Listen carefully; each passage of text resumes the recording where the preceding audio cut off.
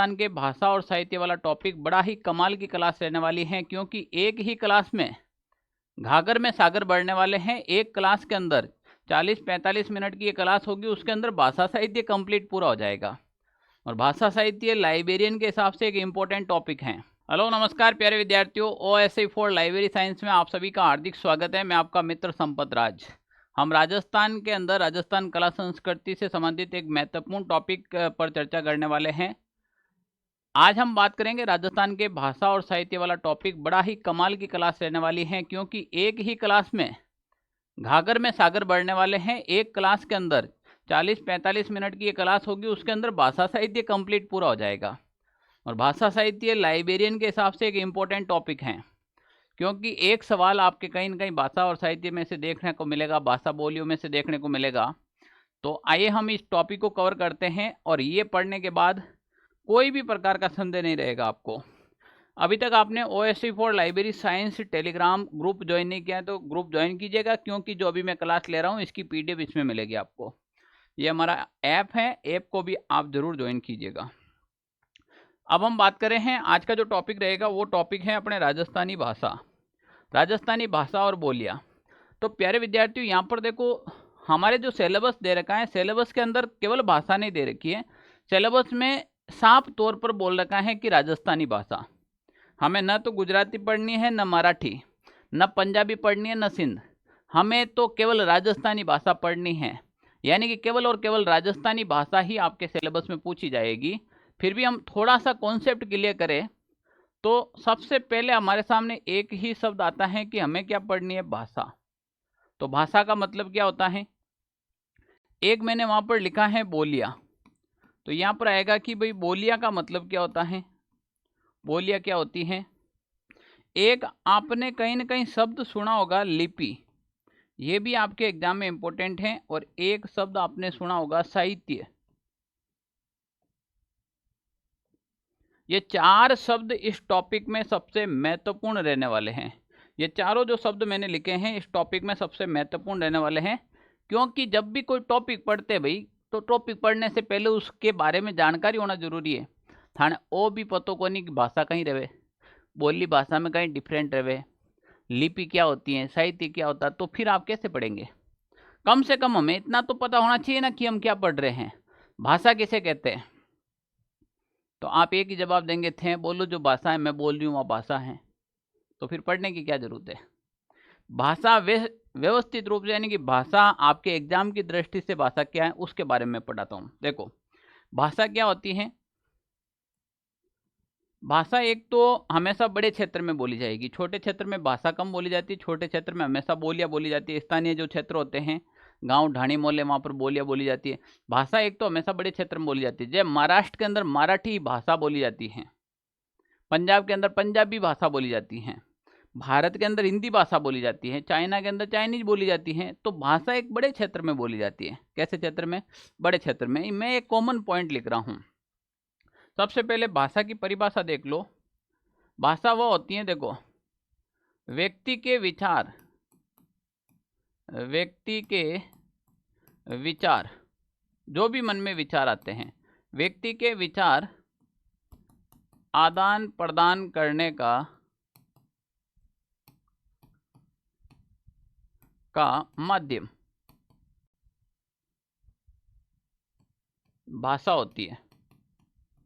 व्यक्ति के जो भी विचार होते हैं उनको आदान प्रदान करने का एक ही माध्यम है, वो है भाषा।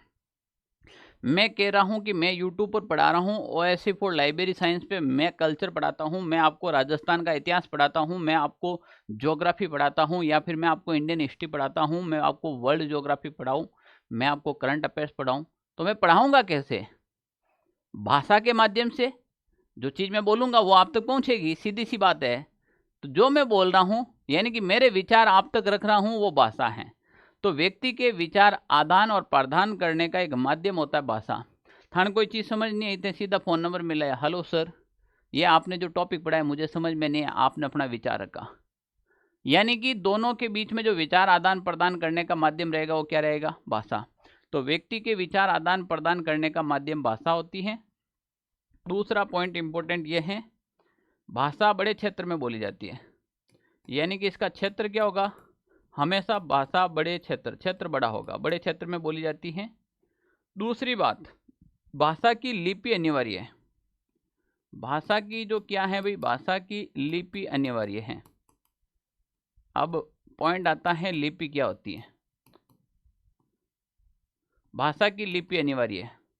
अभी लिपि पढ़ेंगे तब आपको समझ में आएगा कि लिपि होती क्या है, वो चीज़ अपन यहाँ पर समझेंगे। लिपि होती क्या है, अपन जब लिपि पढ़ेंगे ना तभी आप लोगों को ये समझ में आएगा कि भाई लिपि होती क्या है। लिपि होती क्या है ये आपको यहाँ पर समझ में आ जाएगा। अभी देखो, क्लियर। भाषा की लिपि अनिवार्य है। अब एग्जाम्पल के लिए मैं बात करूं, जैसे भाषा कौन कौन सी एग्जाम्पल के लिए देखें तो आपके हिंदी एक भाषा है क्योंकि इसकी लिपि है। अंग्रेजी एक भाषा है, ठीक है ना। पंजाबी एक भाषा है, पंजाबी आपके क्या है, एक भाषा है क्योंकि इन सब की लिपि है। क्लियर ना। बोलियां हमेशा छोटे क्षेत्र में बोली जाती है। बोलियां हमेशा क्या, छोटे क्षेत्र में बोली जाती है। बोलियां छोटे क्षेत्र में बोली जाती है।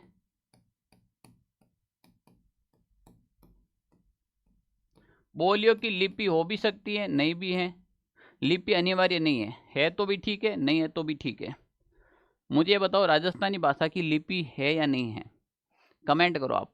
मुझे ये बताओ राजस्थानी भाषा की कोई लिपि है या नहीं है या नहीं है, और है तो कौन सी है, कमेंट करें ईमानदारी से, ठीक है ना। कमेंट करो, हाँ हाँ आपको बोल रहा हूँ। अरे भाई साहब कमेंट करो, कमेंट करेंगे तब आप लोगों को पता चलेगा। बोली है भाषा, राजस्थानी भाषा की कोई लिपि है या नहीं है। लिपि का मतलब तो बताओ सर। बिल्कुल लो, लिपि का मतलब समझो पहले। लिपि का मतलब क्या होता है वो समझे। लिपि का मतलब होता है कि भाषा लिखने के व्याकरणिक नियमों को, भाषा लिखने के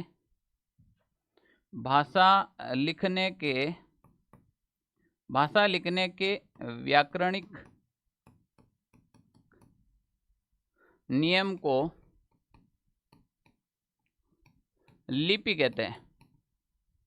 भाषा लिखने के व्याकरणिक नियम को लिपि कहते हैं। भाषा लिखने के जो भी व्याकरणिक नियम होते हैं ना उसे लिपि कहते हैं। जे थे कोई एलडीसी को फार्म भरोला, हाईकोर्ट में फार्म भरोला, कहीं पे भी जहाँ पे टाइपिंग होती है तो वो कहेंगे आपको देवनागरी लिपि का ज्ञान होना चाहिए, क्योंकि हिंदी भाषा की लिपि है देवनागरी। तो कोई भी भाषा लिखने के नियम होता है ना वो लिपि होती है, व्याकरणिक नियमों को लिपि कहते हैं। जैसे मैं एग्जाम्पल दूं, बताओ भाई, मैंने लिखा 1 3 4 6, क्या ये सही है क्या? आप कहेंगे सर नहीं, ये सही नहीं है, क्योंकि 1 के बाद 2 आएगा, 2 के बाद 3 आएगा, 3 के बाद 4 आएगा। पर इसमें लिखने में तो कोई अशुद्धि नहीं है। 1 सही लिख रखा है, 3 भी सही लिख रखा है, 4 सही लिख रखा है, 6 लिखा हुआ तो सही है, पर यह व्याकरणिक रूप से सही नहीं है। यानी कि 1 के बाद 2, 2 के बाद 3, ये कौन ज्ञात करवाएगा? ये चीज आपको कौन बताएगा?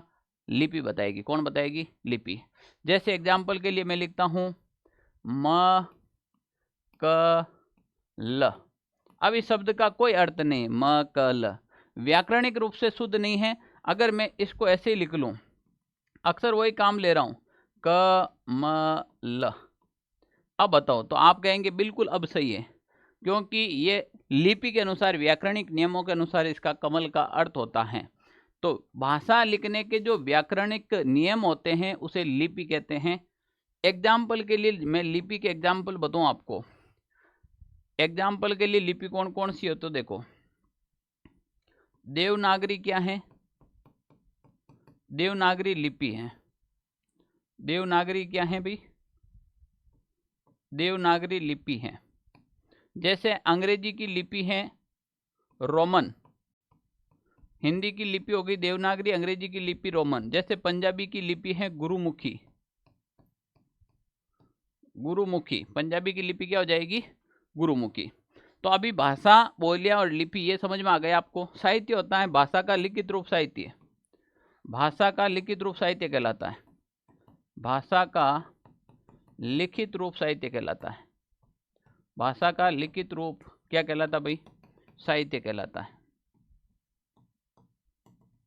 कम से कम आपको पहले बेसिक पता चले भाषा क्या है, बोलियाँ क्या है, साहित्य क्या है, उसके बाद समझ में आए तो ठीक।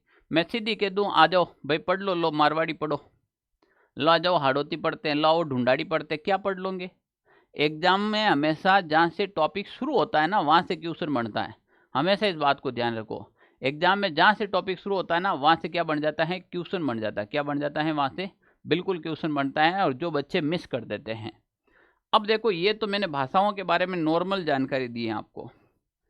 भाषा की उत्पत्ति कैसे हुई वो समझो। यहाँ पे मैं बताऊं भाषा की उत्पत्ति, भाषा की उत्पत्ति। अब देखो यहाँ से सवाल आने शुरू हो गए आपके। भाषा की उत्पत्ति जहाँ तक हमें समझ में आती है कि भाई भाषा की उत्पत्ति कहाँ से हुई थी, तो हम सबसे पहले आर्य भाषा सुनते हैं कि भाई आर्यों की एक भाषा थी। आर्य क्या लिख रहे थे, क्या पढ़ रहे थे, वो हमें थोड़ा थोड़ा माइंड हो रहा है, हमें थोड़ा समझ में आ रहा है। तो हमने इससे पहले भी कोई भाषा हो सकती है, पर हमारे ध्यान में जहाँ तक है आर्य की भाषा। कौन सी भाषा है? आर्य भाषा। तो भाषाओं में सबसे पहले अगर कोई भाषा हमने पढ़ी है, देखी है, तो वो है भाई आर्य भाषा। कौन सी भाषा? आर्य भाषा। इस आर्य भाषा से ही, इसी आर्य भाषा से वैदिक संस्कृत और लौकिक संस्कृत के दो रूप निकले। वैदिक संस्कृत, कौन सी भाषा निकली? वैदिक संस्कृत, और एक निकली लौकिक संस्कृत। लौकिक संस्कृत तो केवल उच्चारण में काम ली जाती है।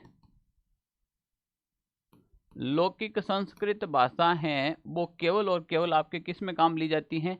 उच्चारण करने में काम ली जाती हैं।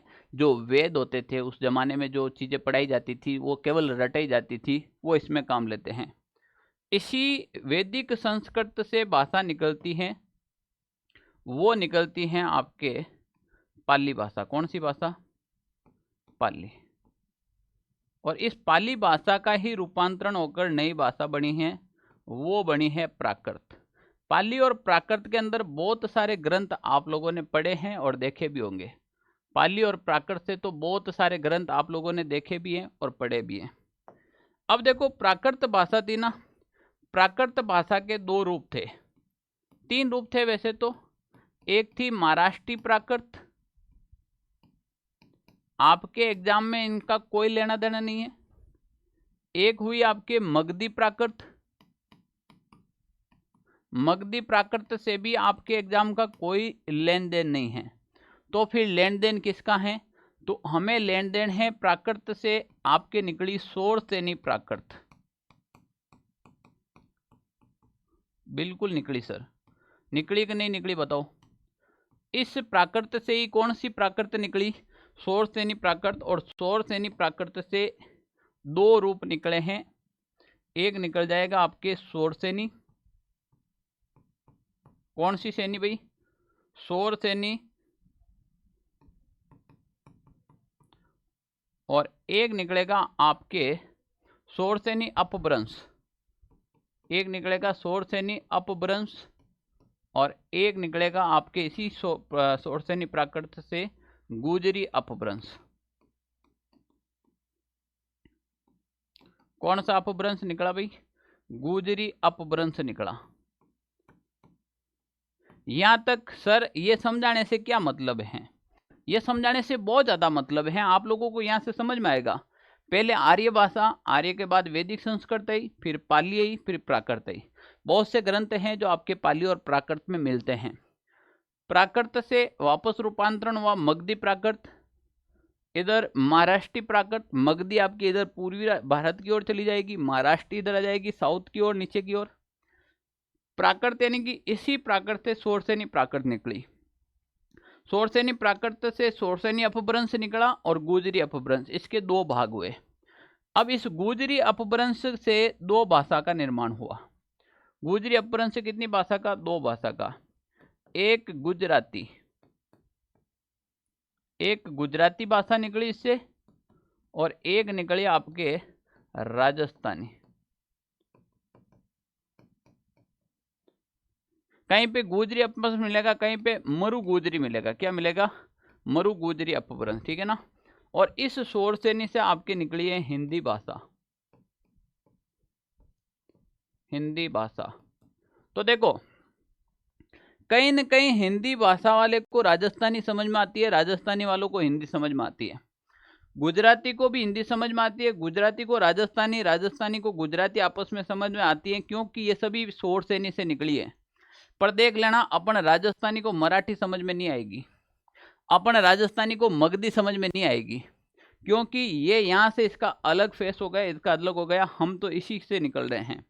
तो देखो, राजस्थानी निकली है गुजरी से, गुजरी निकली सोरसेनी से, सोरसेनी निकली प्राकृत, प्राकृत निकली पाली, पाली निकली वैदिक संस्कृत, वैदिक निकली आर्य। मतलब खोद के रख दी, भाषा निकली कहाँ से है? राजस्थानी। अब पता चला राजस्थानी भाषा का निर्माण कैसे हुआ। ये पूरे भाषा की उत्पत्ति है और हमें ये पढ़ना है। आपकी जो सिलेबस में दे रखी है वो ये भाषा है, हमें इस भाषा के बारे में पढ़ना है, राजस्थानी भाषा के बारे में। एग्जाम पॉइंट टू एग्जाम, यानी कि एग्जाम के हिसाब से आपके क्या क्या उपयोगी हैं वो चीज़ अब देखें। मैं आपको पढ़ाता हूं, वो है राजस्थानी भाषा। कौन सी भाषा भाई? राजस्थानी भाषा। राजस्थानी भाषा के बारे में समझे। राजस्थानी भाषा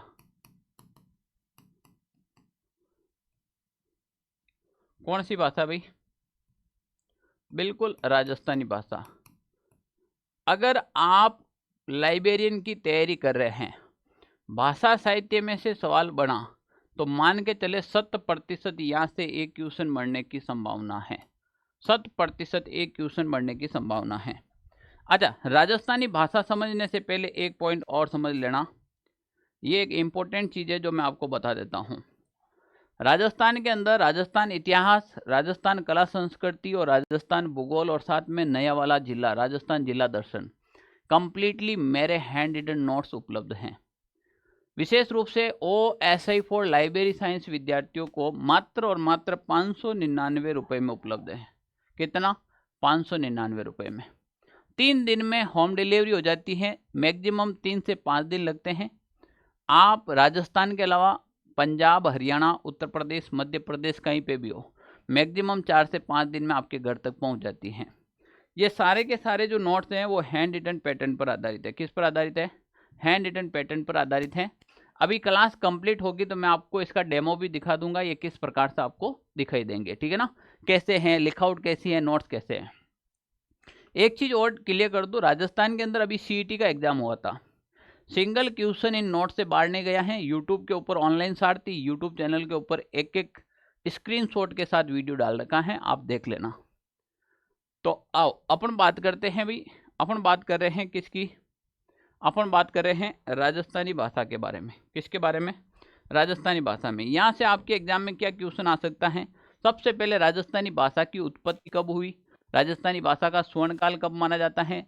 तो देखो, मैं यहाँ पर बात कर रहा हूँ राजस्थानी भाषा की उत्पत्ति। राजस्थान की भाषा यानी कि इतना शॉर्ट में पढ़ना, इतना अच्छा पढ़ना है कि सीधा एग्जाम के रख रहे हैं ना। राजस्थानी भाषा की जो उत्पत्ति है वो लगभग आपके 11वीं से 12वीं सदी में हुई। 11वीं से 12वीं सदी के अंदर राजस्थानी भाषा की उत्पत्ति हो गई थी। और 11वीं से 12वीं सदी यानी कि भारतेश्वर बाहुबली घोर लिखा गया, आपको पता हो तो। इसके अलावा मैं राजस्थानी भाषा के बारे में बात करूं तो देखो, राजस्थानी भाषा का स्वर्ण काल कब माना जाता है। सीधे एग्जाम में क्वेश्चन आएंगे और आप सीधे सीधे उत्तर देकर आएंगे, किसी को पूछने की जरूरत नहीं, इधर उधर देखने की भी जरूरत नहीं। 16वीं से 17वीं सदी को राजस्थानी भाषा का स्वर्ण काल माना जाता है। यानी कि कौन सी सदी हो जाएगी भाई? 16वीं से 17वीं सदी। 16वीं से 17वीं सदी राजस्थानी भाषा का क्या माना जाता है? स्वर्ण काल माना जाता है। क्या माना जाता है? स्वर्ण काल। 2 पॉइंट लिखे हैं, कोई इश्यू नहीं होना चाहिए, दोनों पॉइंट बहुत ही शानदार हैं, बहुत ही एग्जाम आने लायक है, ठीक है ना। हम बात करें, हम अभी तक तो राजस्थानी भाषा के बारे में बात करें। राजस्थानी भाषा के बारे में मैं आपको 2 तर्क दे रहा हूं और दोनों ही इंपॉर्टेंट है। राजस्थानी भाषा के बारे में 2 तर्क दे रहा हूं। क्या तर्क है? देखो, राजस्थानी भाषा एक ऐसी भाषा है जो पूरे विश्व की भाषा में, राजस्थानी भाषा पूरे विश्व के अंदर जितनी भी जो भाषा बोली जाती हैं पूरे वर्ल्ड की बात कर रहा हूँ, पूरे विश्व के अंदर जितनी भी जो भाषा बोली जाती है उसमें 16वां नंबर राजस्थानी का आता है, और भारत के अंदर जितनी भाषा बोली जाती है उसमें 7वां नंबर किसका आता है? राजस्थानी का। यानी कि पूरे विश्व में 16वीं बड़ी भाषा है। पूरे विश्व के अंदर 16वीं सबसे बड़ी भाषा है वो राजस्थानी है। और भारत की मैं बात करूं, भारत के अंदर 7वीं सबसे बड़ी भाषा है वो है आपके राजस्थानी भाषा। कौन सी भाषा हो जाएगी? राजस्थानी भाषा। ये इतनी है तभी तो इसका उत्पत्ति और स्वर्णकाल पढ़ रहे हैं अपन, इतना मैटर है तभी तो उत्पत्ति और स्वर्णकाल पढ़ रहे हैं। अब यहां पर एक चीज आप मान के चले, यहां से एक सवाल आएगा, राजस्थानी भाषा है ना, ये एक असंवैधानिक भाषा है।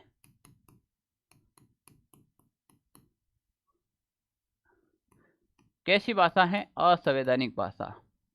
असंवैधानिक भाषा किसे कहते हैं? अब आप लोगों को याद क्यों नहीं होते? आप लोग स्मार्ट तरीके से नहीं पढ़ते।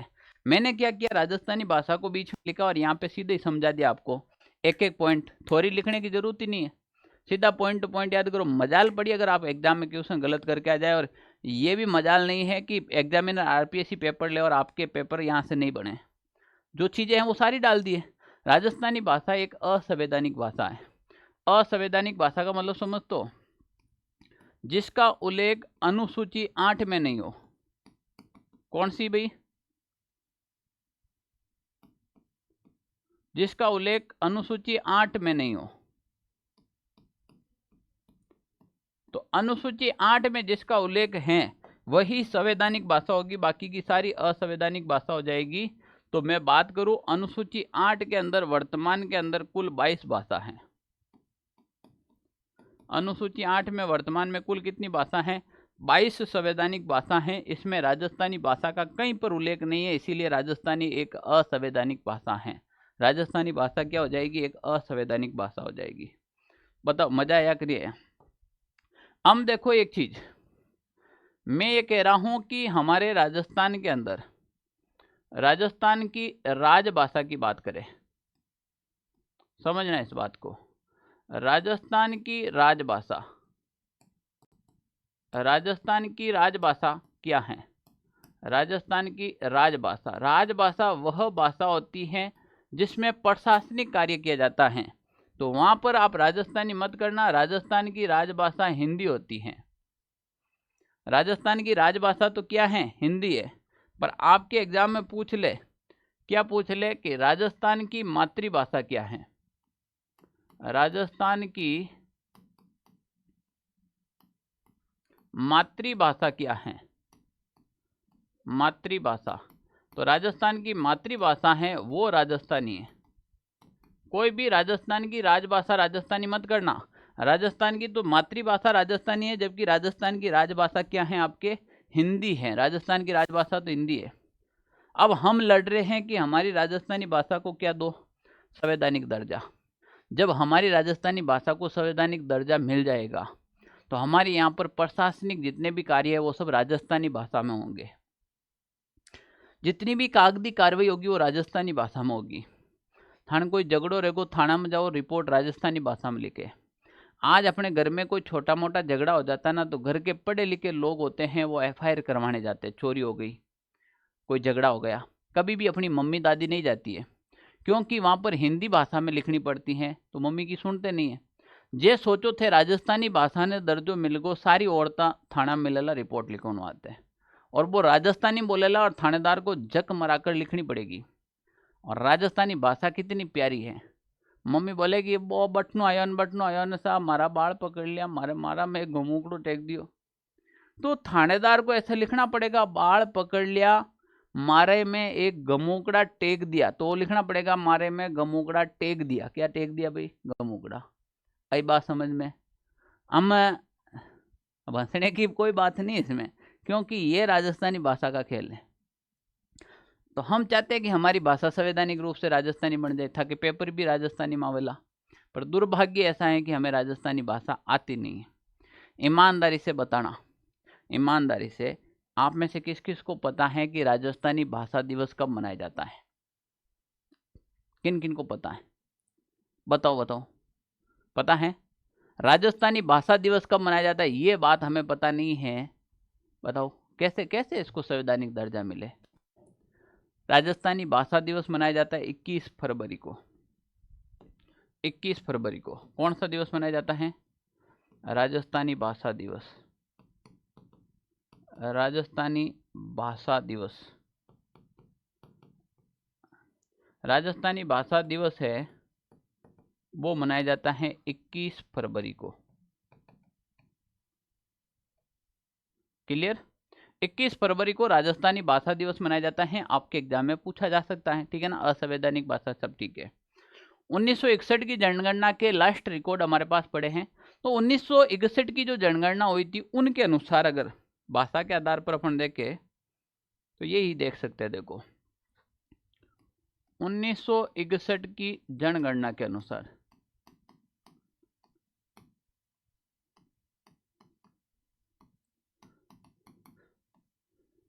राजस्थान में लगभग 73 भाषा बोली जाती है। बोलियां, भाषा या फिर बोली बोली जाती है राजस्थान के अंदर। बात करें ना 1961 की जनगणना के अनुसार लगभग 73 यानी कि 73 भाषाएं, 73 बोलियां बोली जाती हैं हमारे राजस्थान में। चलो भाई, यहाँ से अगर कोई भी क्वेश्चन आएगा ना तो आप सिंगल क्वेश्चन भी गलत नहीं करेंगे। यहाँ से अगर कोई भी क्वेश्चन आ जाए तो सिंगल क्वेश्चन गलत नहीं करना है। बताओ यहाँ तक समझ में आया कि नहीं आया? ये राजस्थानी भाषा को उधेड़ के रख दिया हम। यही तो होता, घाघर में सागर है क्या? उत्पत्ति 11वीं से 12वीं सदी, स्वर्णकाल 16वीं से 17वीं सदी, 11 से 12 और 12 4 16, 4 साल का गैप है, ठीक है ना। 16वीं से 17वीं सदी, विश्व में 16वीं बड़ी है, भारत में 7वीं सबसे बड़ी भाषा है, ठीक है ना। राजस्थानी भाषा दिवस 21 फरवरी को। अनुसूची 8 में वर्तमान में कितनी? 22 भाषा हैं। राजस्थानी भाषा तो एक असंवैधानिक भाषा है। क्यों? क्योंकि इसका उल्लेख अनुसूची 8 में नहीं है। अनुसूची 8 में जब इसका उल्लेख मिल जाएगा तो ये भी एक संवैधानिक भाषा हो जाएगी। राजस्थान की राजभाषा क्या है? हिंदी राजभाषा है। राजस्थान की मातृभाषा क्या है? अपनी राजस्थानी है। 1961 की जनगणना के अनुसार राजस्थान में कितनी भाषा बोली? 73 भाषा बोली जाती है। कितनी भाषाएं बोली जाती हैं? 73 भाषाएं बोली जाती है। तो अब हम यहाँ पर बात करें ना तो देखो सबसे इम्पोर्टेंट, अब देखो आपको यहाँ पे सीधे ही याद हो जाता है, ज़्यादा डीप में जाने की जरूरत नहीं है जैसा हम पढ़ा रहे हैं। अब मैंने यहाँ पर पढ़ाया क्या है? राजस्थानी भाषा के बारे में एक एक सिंगल पॉइंट लिखा। बताओ एग्जाम में इससे कोई बाहर जाएगा क्या? चाहे राजस्थानी भाषा का स्वर्णकाल पूछ लो, चाहे उत्पत्ति काल पूछ लो, राजस्थान की राजभाषा, राजस्थानी भाषा, कोई भी टॉपिक पूछे ना गलत नहीं होगा। और ऐसे ही मैं कह रहा हूँ, ये जो चीज़ें मैं बता रहा हूँ ना ये सारे के सारे इन नोट्स के अंदर मेंशन कर रखे हैं। मैं इसी टाइप से पढ़ाना पसंद करता हूँ। चलो देखो मैं आपको अगर इन नोट्स के डेमो दिखाऊँ आपको, ये देखो ये राजस्थान की कला संस्कृति है और राजस्थान की कला संस्कृति के अंदर ये इंडेक्स दे रखी है। और यहाँ पर देखो पहले ही राजस्थान के प्रमुख लोक देवता इतने अच्छे थोरी के साथ लिख रखे हैं, साथ में डायग्राम बना दिया, घाघर में सागर भर दिया। अब देखो पाऊजी राठौड़, जन्म कहाँ पर हुआ, पिता का नाम, माता, पत्नी, बहन, भाई, गुरु और घोड़ी का नाम। यहाँ पर साथ में ट्रिक मेंशन कर दी। क्या मेंशन कर दी? ट्रिक मेंशन कर दी। तो ये जो नोट्स हैं स्पेशल लाइब्रेरी साइंस के विद्यार्थियों के लिए हम लोगों ने बनाए हैं। जब सुमेर सर ने हमें बताया कि भाई पेपर फर्स्ट में बच्चों को बहुत ज़्यादा परेशानी आ रही, पेपर सेकंड तो मैंने कंप्लीट करवा दिया है। फिर वो पेपर सेकंड लिखे या फर्स्ट लिखे, तब से हम लगे थे, 5-6 महीने लगे हैं मुझे। और दूसरी सबसे बड़ी बात है कि ये मैंने खुद ने लिखे हैं, तो सारे के सारे आपको कहीं पे भी गलती की कोई संभावना नहीं मिलेगी। पूरे के पूरे अच्छे से नोट्स एकदम व्यवस्थित रूप से बना रखे हैं। जो इतिहास की बात कर लो थे, कोई भी करो, इतिहास भी आपको एकदम अच्छे से व्यवस्थित तरीके से मिलेंगे। तो मैं अभी भी कह रहा हूँ राजस्थान के अंदर लाइब्रेरियन के 2nd ग्रेड का एग्जाम आ रखा है, फिर आपके 3rd ग्रेड का एग्जाम आने वाला है। तो आपके लिए बहुत ही शानदार मौका है, ठीक है ना। बस अब स्मार्ट स्टडी करो, बस ये नोट्स ले लो और इन्हीं को बार बार पढ़ो, ठीक है ना। फिर मैं इनके PYQ करवा दूंगा आपको टॉपिक वाइज। तो प्रत्येक टॉपिक वाइज PYQ हो जाएगा। राजस्थान के अंदर सिंगल क्वेश्चन गलत नहीं होने दूंगा, मैं अभी बता रहा हूँ, ठीक है ना। सिंगल क्वेश्चन गलत नहीं होगा राजस्थान के अंदर, ठीक है ना। चलो अब हम बात करें हैं, हमने अभी तक राजस्थानी भाषा के बारे में पढ़ा। कुछ राजस्थानी भाषा के बारे में जहाँ से एग्जाम में क्वेश्चन आएंगे वो सीधे क्वेश्चन पढ़ रहे अपन। जैसे मैं आपको कह दूं कि राजस्थानी भाषा का सर्वप्रथम वैज्ञानिक अध्ययन किसने किया था, यहाँ से सवाल आ सकता है। क्या सवाल बनेगा? तो देखो ये तो नाम सुना ही होगा आपने, जॉर्ज अब्राहम गिरियसन। जॉर्ज अब्राहम गिरियसन ने राजस्थानी भाषा का, किसका भाई, राजस्थानी भाषा का प्रथम वैज्ञानिक अध्ययन किया।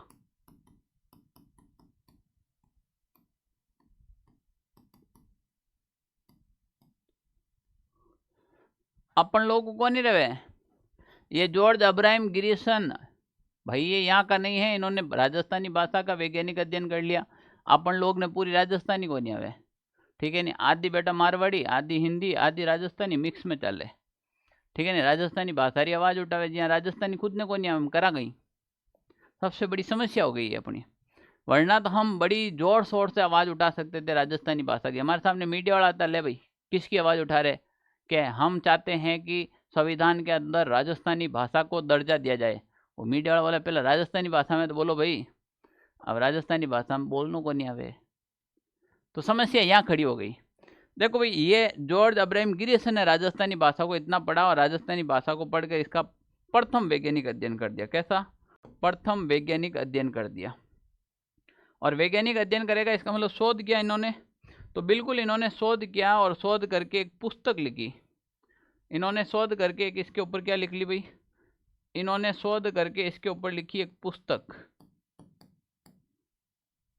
और पुस्तक का नाम था, इस पुस्तक का नाम था the linguistic survey of India.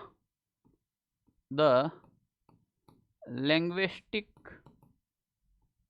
Survey of India, survey of India.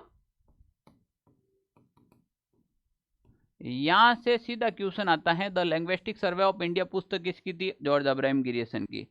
Rajasthani भाषा का प्रथम वैज्ञानिक अध्ययन किसने किया था, जॉर्ज अब्राहम गिरियसन ने किया था। राजस्थानी भाषा का प्रथम वैज्ञानिक अध्ययन किसने किया, जॉर्ज अब्राहम गिरियसन ने। पुस्तक का नाम the linguistic survey of India.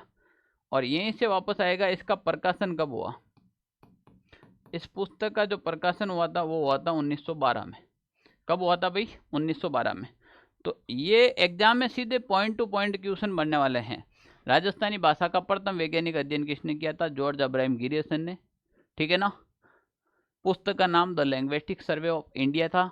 इसका प्रकाशन कब हुआ, 1912 के अंदर हुआ था। कब हुआ था, 1912 में, ठीक है भाई। अब देखो राजस्थानी भाषा के बारे में कुछ और चीजें अपन जाने। विद्वानों के द्वारा राजस्थानी भाषा को क्या क्या तर्क दिया गया। मुझे ये बताओ कि मान लो ये राजस्थानी भाषा है, ये राजस्थानी भाषा है, क्या मैं इस राजस्थानी भाषा को देसी भाषा कह सकता हूं क्या?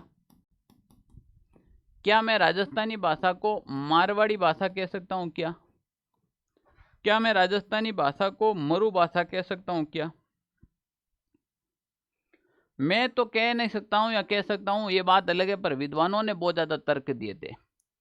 जी हाँ, पहलो तर्क अपना अबुल फजल को मिले, कुशल नाब को मिले, उदोतन सिरी को मिले। ये लोग पढ़ते जब ये रचनाएं करते और रचनाएं करते, तो उन रचनाओं में मारवाड़ क्षेत्र का जब जिक्र आता, तो वो मारवाड़ के लिए जिन शब्दों का, जिन भाषा का प्रयोग करते, वो आज हमें पढ़ना पड़ता है। विद्वानों के तर्क क्या है राजस्थानी भाषा को लेकर, यहां से एक सवाल आएगा। देखो भाई, विद्वानों के तर्क,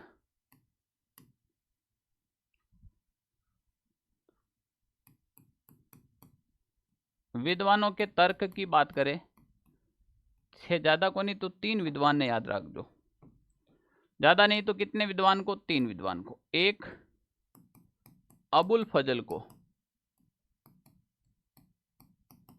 एक इसको याद रखना है कुशल नाब को,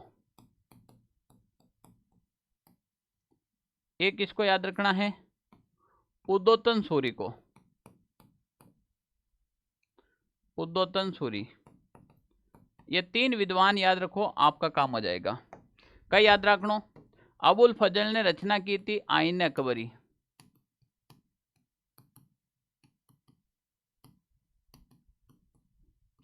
इसमें इन्होंने राजस्थानी भाषा के लिए मारवाड़ी शब्द का प्रयोग लिया। कहा राजस्थानी भाषा मारवाड़ी भाषा, कैसी भाषा है, मारवाड़ी भाषा। कुशल नाम ने एक रचना की थी, पिंगल शिरोमणि। ये सारे के सारे सवाल आ रखे हैं, पिंगल शिरोमणि। इनमें इन्होंने सर्वप्रथम मारवाड़ी भाषा का उल्लेख किया कि राजस्थान मारवाड़ी भाषा बोली जाती है। उदोतन सूरी की एक प्रसिद्ध रचना है, आपको पता हो तो, कुवलय माला। कंप्यूटर अनुदेशक में यहां से सीधा सवाल आया था। कुवलय माला उदोतन सूरी द्वारा रचित है। इसमें कुल कितनी भाषाओं का वर्णन है? तो इसमें 18 देशी भाषाओं का वर्णन है। और इस 18 देशी भाषा में राजस्थान के लिए उन्होंने, किसके लिए भी? राजस्थान के लिए इन्होंने मरु भाषा का प्रयोग किया है। कौन सी भाषा? मरु भाषा। तो उदोतन सूरी ने मरु भाषा का प्रयोग किया था राजस्थानी के लिए। ओके, तो यहां से भी सवाल आ सकता है आपके एग्जाम में। और गुरुजी कई सवाल आ सके राजस्थानी भाषा रो थे। मारवाड़ी, ढूंढाड़ी, मेवाड़ी रीत बात ही को नहीं करो, ये सवाल अटू बनेला थे। क्या सोच रहे हो, सीधा मारवाड़ी भाषा से सवाल बन जाएगा क्या? नहीं, सवाल बनते यहाँ से। एक देखो, राजस्थानी भाषा रो विकास पूछ ले, ये सिलेबस के क्वेश्चन है भाई। राजस्थानी भाषा का विकास पूछ ले, कहीं पूछ ले कि राजस्थानी भाषा का विकास, राजस्थानी भाषा का विकास, राजस्थानी भाषा का विकास पूछ ले। यहाँ से ये सिलेबस का क्वेश्चन है। राजस्थानी भाषा का विकास सबसे पहले 4 चरणों में हुआ। सवाल आ गया, राजस्थानी भाषा का विकास कितने चरणों में हुआ? सीधे ये 4 चरणों में हुआ। सिलेबस का सवाल आ रखा है। अब यहाँ पर आप लोग ध्यान नहीं देते हो तो क्वेश्चन गलत हो जाता है। 4 चरण कौन कौन से? एक था गुर्जर काल, याद क्या करना है, देखो, एक था गुर्जर काल। गुर्जर के बाद वाले तो आप आराम से याद कर लेंगे, ये आपके फेवरेट है। प्राचीन काल, हम मुझे बोलने की जरूरत ही नहीं, आप खुद कह देंगे प्राचीन के बाद तो गुरुजी मध्य काल आवे। कौन सा काल आवे? मध्य काल आता है। और मध्य के बाद जो काल आता है वो आता है आधुनिक काल। आधुनिक यानी कि अभी वर्तमान का, हम आधुनिक काल के लोग हैं। तो गुर्जर काल, प्राचीन काल, मध्य काल, आधुनिक काल। लोगों ने बहुत ज़्यादा टप लागे हैं कि गुर्जर काल, प्राचीन काल, मध्य काल, राजस्थानी भाषा का विकास काल 4 चरणों में कैसे याद रखेंगे? मैं यहाँ खड़ा खड़ा याद करवा दूंगा। देखो, गुर्जर काल सबसे पहला है। अरे भाई है कि नहीं है? गुर्जर काल सबसे पहला है। हम इसको याद कैसे करना कि गुर्जर काल जो था वो 11 यानी कि 11वीं से 13वीं सदी याद हो जाएगा। एक ही याद रखना था, बाकी मैं करवा दूं। 11वीं से शुरू हुआ, 11वीं से 13वीं सदी गुर्जर काल। 13वीं से रुकना ही नहीं है, 16वीं रुकना ही नहीं है, 16वीं से 18वीं रुकना ही नहीं है, 18वीं से रुकना ही नहीं है बिल्कुल ही, 18वीं से अब तक जहां तक मैं पढ़ा रहा हूं, अब तक 18वीं से अब तक। अब देखो, मैं कहीं गलती क्यों, सदी, यहां पे भी मैं सदी कर दूं। गुर्जर काल है वो 11वीं से 13वीं सदी तक था। प्राचीन काल 13वीं से 16वीं सदी तक, मध्यकाल 16वीं से 18वीं, और 18वीं से अब तक का है आधुनिक काल। गुरुजी एग्जाम में सवाल की करा वाला, एग्जाम में सवाल आवेला सीधो टिप सवाल आवेला कि राजस्थानी भाषा का मध्यकाल माना जाता है, राजस्थानी भाषा का प्राचीन काल माना जाता है, राजस्थानी भाषा का आधुनिक काल माना जाता है, राजस्थानी भाषा का गुर्जर काल माना जाता है या गुजरी काल माना जाता है।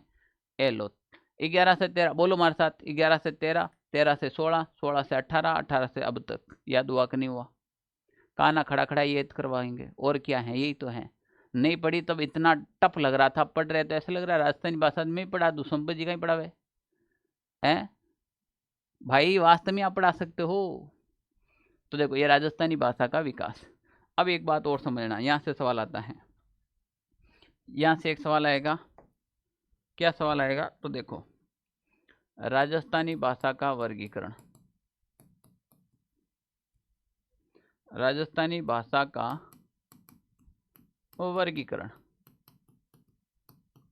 अब राजस्थानी भाषा का वर्गीकरण 2 विद्वानों ने किया।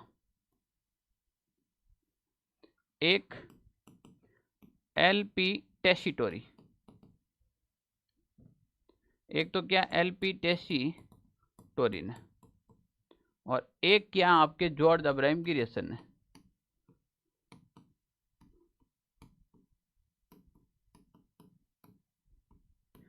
और आपके एग्जाम में जो आता है वो टेसिटोरी का ही आता है। किसका आता है भाई? एलपी टेसिटोरी का ही आपके एग्जाम आता है। एलपी टेसिटोरी ने राजस्थानी भाषा को दो भागों में डिवाइड किया। इन्होंने कहा एक तो पश्चिमी राजस्थानी भाषा, पश्चिमी राजस्थानी भाषा। एलपी टेसिटोरी ने दो भाग बांटे और जॉर्ज अब्राहम गिरियसन ने 5 भागों में किया था। हमें जॉर्ज अब्राहम गिरियसन के नहीं पढ़ने, हमें पढ़ने एलपी टेसिटोरी के। तो एक तो पश्चिमी राजस्थानी भाषा और एक इन्होंने कहा पूर्वी राजस्थानी भाषा, पूर्वी राजस्थानी भाषा। तो दो भाग हो गए, एक पश्चिमी राजस्थानी भाषा और दूसरी पूर्वी राजस्थानी भाषा। अब आपके एग्जाम में यहीं से सवाल आएगा, पश्चिमी राजस्थानी भाषा में कौन कौन सी भाषा शामिल है। तो पश्चिमी राजस्थानी भाषा की बात करा आप 1 मिनट में समझ लो भाई। पश्चिमी राजस्थानी भाषा के अंदर मान लेते ये राजस्थान है आपके,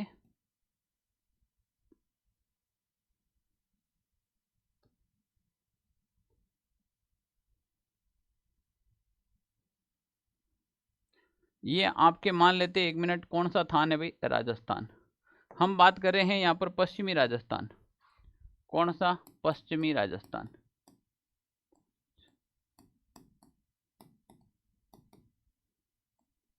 पश्चिमी राजस्थानी भाषा।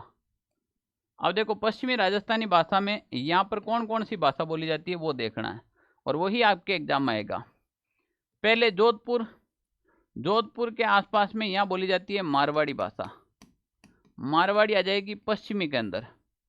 यहाँ आएगा, ये शॉर्ट में लिख रहा हूँ, जोधपुर। पहले मैं क्षेत्र लिख लेता है ना। यहाँ जाएगा आपके जैसलमेर, यहाँ जाएगा आपके बाड़मेर, यहाँ जाएगा आपके सिरोही, सिरोही से पहला जाएगा यहाँ पर जालोर, यहाँ जाएगा आपके पाली, यहाँ जाएगा आपके नागौर, यहाँ जाएगा आपके बीकानेर, यहाँ जाएगा गंगानगर, हनुमानगढ़, यहाँ जाएगा चूरू, सीकर और झुंझुनू, चूरू, सीकर और झुंझुनू। अब देखो समझना क्या है, सीधे ही जोधपुर में मारवाड़ी भाषा बोली जाती है। जैसलमेर में एक भाषा बोली जाती है जिसका नाम है डडकी, पश्चिमी राजस्थान की उपबोली है। बाड़मेर में एक भाषा बोली जाती है जिसका नाम है ढाटी। जालोर में भाषा बोली जाती है आपके कौन सी भाई? और सिरोही में बोली जाती है देवड़ावाटी। देवड़ावाटी भाषा बोली जाती है सिरोही में। जालोर और पाली यानी कि ये वाला क्षेत्र, जालोर और पाली के आसपास में भाषा बोली जाती है गोडवाड़ी।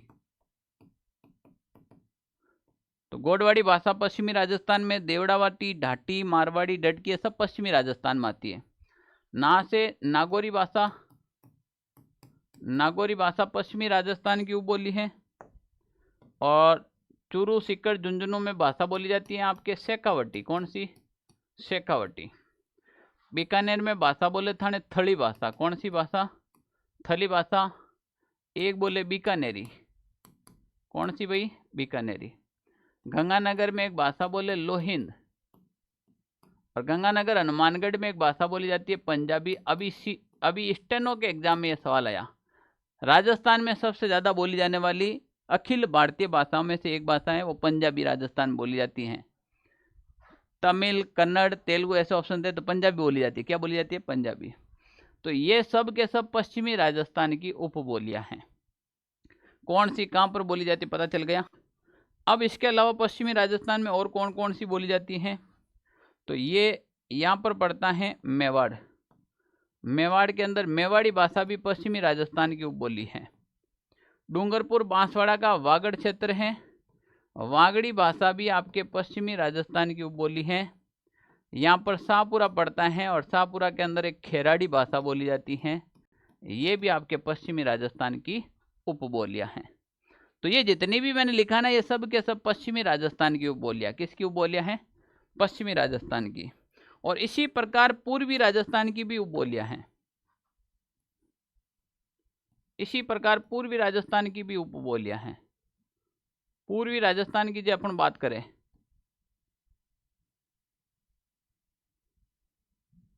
अब देखो भाई, पूर्वी राजस्थान में अपन बात करें तो पूर्वी राजस्थान के अंदर एक जो सबसे इम्पोर्टेंट है ये ढूंढाड़ क्षेत्र, यहाँ पर जयपुर के आसपास का ना, यहाँ पर एक भाषा बोली जाती है ढूंढाड़ी।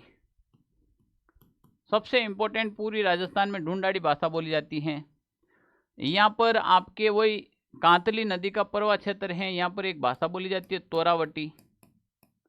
तोरावटी, सिक्कर, झुंझुनू के आसपास ये पूर्वी राजस्थान की बोली है।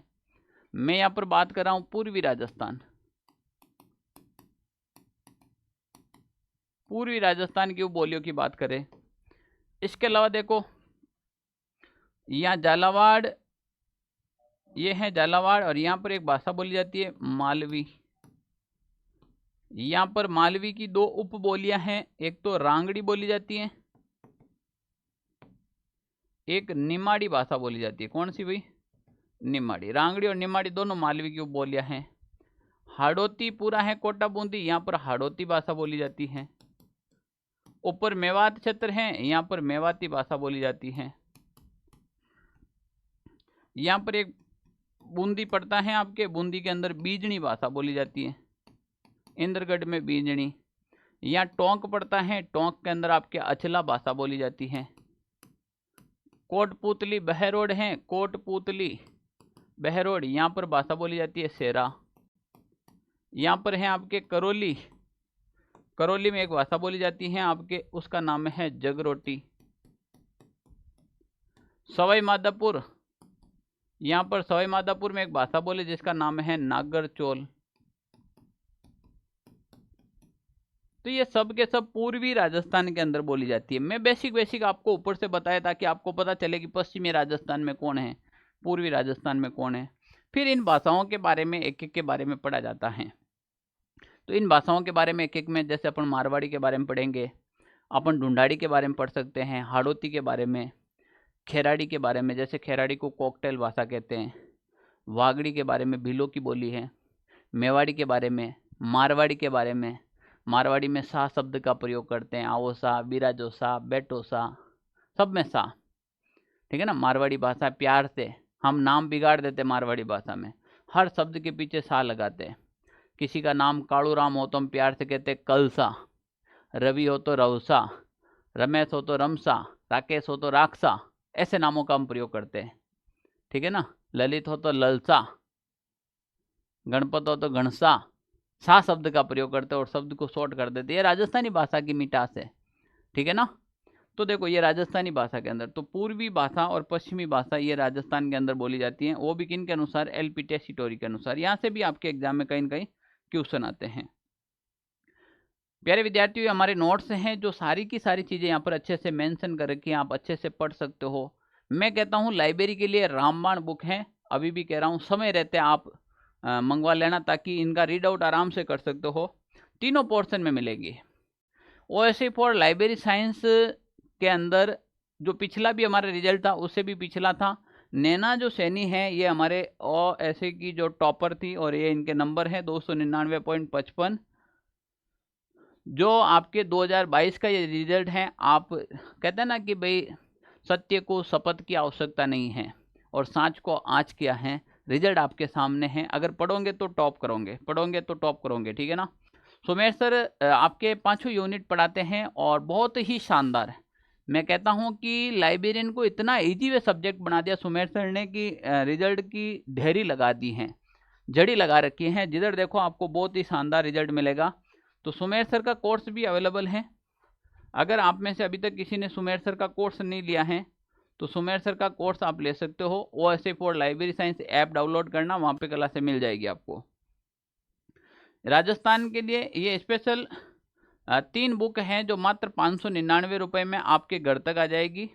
जिला दर्शन हमने साथ में फ्री डाल रखा है, जो ज्योग्राफी के साथ में मेंशन होगा। अब ये बुक कैसे दिखेगी, ये डेमो देख लो भाई। राजस्थान की कला संस्कृति हो, सबसे पहले ये एनसीईआरटी कक्षा 6 से 12 तक पुस्तकों का संकलन दे दिया और राजस्थान की सभी प्रतियोगी परीक्षाओं के लिए रामबाण है। दिखा दूं आपको तो देख लो, ये इतने प्यारे और अच्छे नोट्स लिख रखे हैं। जैसे मैं पढ़ा रहा हूँ ना, वो का वो चीज़ें मैं यहाँ मेंशन कर रखा है। मतलब आदमी आराम से पढ़े, बिना मन से भी पढ़े ना तो भी याद हो जाएगा, ये मेरी गारंटी है। मोती गार्ड रखे हैं, लिख नहीं रखे, मोती गार्ड रखे हैं। और इतना शॉर्ट और सरल तरीके से। जैसे ये देखो, कांवड़िया पंथ क्या, रामदेव जी के उपनाम एक जगह ले लिया, रामदेव जी की शब्दावली, रामदेव जी के मंदिर सब एक जगह पे ले लिए, ऐसे अच्छे से अच्छा डाल रखा है। साथ में ट्रिक भी डाल रखी है, ट्रिकों के माध्यम से आपको याद करना, ठीक है ना, ट्रिकों के माध्यम से याद कर सकते हो, ट्रिकों के माध्यम से याद कर सकते हो। और क्या चाहिए भाई, लाइब्रेरियन के लिए भाई सोना में सुहागा है, चाहे इतिहास हो चाहे कल्चर हो, ठीक है ना। ज्योग्राफी की बात करें तो ये ज्योग्राफी आपके सामने, ठीक है ना, ये कंप्लीट ज्योग्राफी है आपके सामने, ठीक है ना। तो यहाँ से भी आप देख सकते हो। इन बुक को मंगवाने के लिए एक ही है, आपके टेलीग्राम वीडियो के नीचे लिंक डिस्क्रिप्शन में डाल रखा है, OSC फॉर लाइब्रेरी साइंस के टेलीग्राम ग्रुप में मिल जाएगा। और इसके अलावा फिर भी कोई इश्यू आए तो ये नंबर है 9216777162, इस नंबर पर आप मैसेज कर सकते हो, आपका मैसेज का टेक्निकल टीम रिप्लाई करेगी और आप तक पहुंचा देगी। तो मिलते हैं किसी और एक नेक्स्ट वीडियो के साथ। जय हिंद साथियों।